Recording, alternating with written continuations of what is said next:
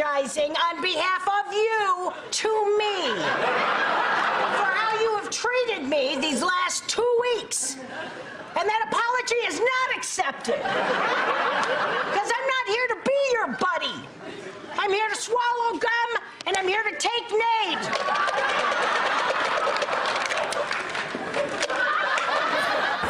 The good old days. It was just over a year ago that Sean Spicer left his job as White House press secretary, and his new memoir, The Briefing, recounts his time at the White House. It's out today. Just like his performance behind the podium, his book is getting mixed reviews at best. Chief White House correspondent for ABC News, Jonathan Karl, out with a scathing review in the Wall Street Journal. Quote, Mr. Spicer's book is much like his tenure as press secretary, short, littered with inaccuracies, and offering up one consistent theme: Mr. Trump can do no wrong. In case you need a refresher of Mr. Spicer's time at the podium, here you go.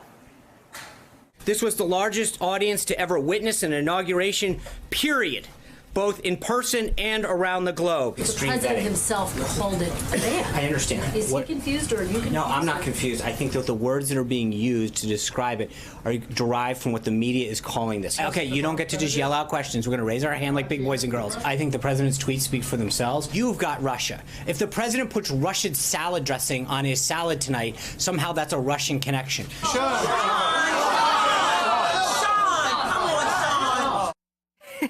Sometimes I miss him. Kimberly Atkins, he did bring us some really stunning low points in sort of modern presidential, not just media relations, but he works for a president who calls the press the enemy of the people. He, you know, again, we talked about the behaviors of dictators. Don't believe your eyes, believe me. He stood there and said, this crowd is bigger than this crowd. Right. I mean, and I guess the big hallmark distinction between his tenure and Sarah's is he looked uncomfortable with the lies. He looked uncomfortable with the slander of the media and the you know, disregard for a free press. Sarah's all in. Right. So he wasn't part of this Trump machine, right? He came from the RNC. He had worked in comms in the Republican Party for a long time. I've known him. Yeah. Most reporters have known him and dealt with him for a long time. So he was put into this new reality, and you could definitely see him struggle at times, knowing how uncomfortable it was to be standing in front of the press and lying to their faces, and knowing that they knew that he was lying to their faces, and it made for a difficult time. And it was interesting because he was fine as long as the president was behind him and thought he was doing a good job and thought he was getting good ratings. As soon as the president soured on him, that's when things went wrong. And that's probably why he's being effusive in his praise in his book, because he thinks that that's the one thing that he needs is the imprimatur of President Trump now. Why is it? I'm so interested, by the way, these people get fired. They humiliate themselves when they work for the president. Right. They get fired by the president. And then they're still loyal.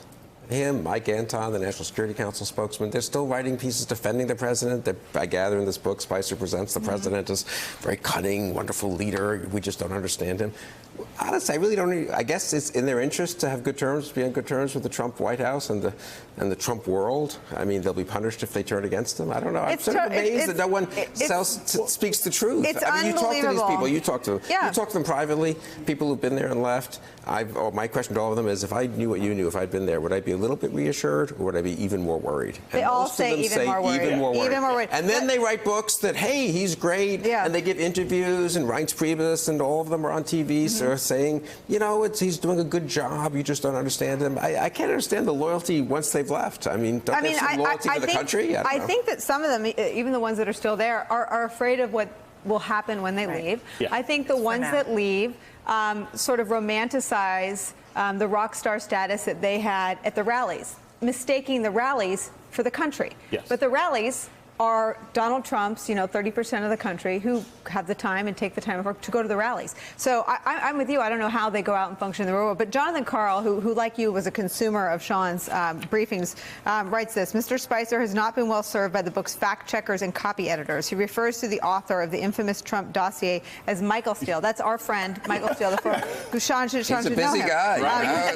In truth, this is the former chairman of the RNC, not the British ex-spy Christopher Steele. He recounts a reporter asking Mr. Obama a question at the White House press conference in 1999, a decade before Mr. Obama was elected. The irony that a White House spokesperson for this administration can't fact check is just not lost on me. It's not lost on anyone here. But I thought it was maybe like a subversive act by the publisher.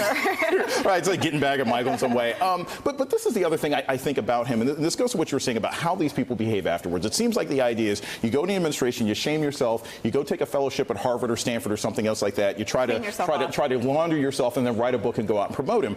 But I also think, and I know this is sad to say, I'm almost nostalgic for Sean Spicer, and here's why. Because in that first couple of months, that was when we could still laugh about some of this, in a weird sort of way. I mean, you know, when you look at what was happening on SNL, it's like, gosh, this guy is ridiculous. We're now at a point where this is so serious and it's so dangerous. And you're right, Sarah Huckabee Sanders takes this completely seriously. You know, Michelle Wolf can't make jokes about her. We've recognized, like, oh my God, these people are really, really dangerous. And so, in a way, you know, his sort of shameful fall it was is less sinister. It was more. It was more like he was breaking us in for the far more grave and sinister period that followed him. But they've made progress. I mean, I guess what we can't take away is he wasn't good at the lying part of the job. Right. There were other parts of the job he wasn't good at, but to his credit, he was bad at the lies.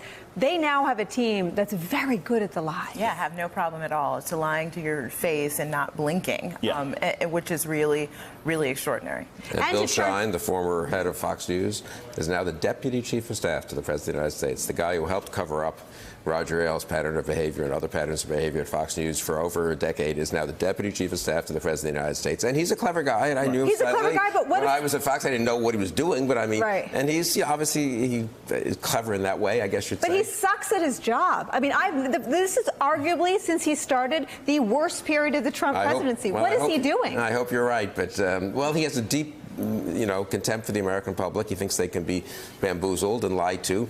And I do very much agree that the lying is more shameless than it was. Yeah. And that's the biggest story, isn't it? That Trump and his team are more brazen, more shameless, more unhinged from the normal, liberated from the normal guardrails than they were a year ago. And that's what Obama was talking about, when he was giving the speech with Mandela. He's like, there used to be a time where as a politician, if you got caught, you said, all right, you caught me. He's like, these guys lie, and then they just continue lying. They catch you, and then they blame the cops. Exactly. All right. Hey there, I'm Chris Hayes from MSNBC. Thanks for watching MSNBC on YouTube. If you want to keep up to date with the videos we're putting out, you can click subscribe just below me or click over on this list to see lots of other great videos.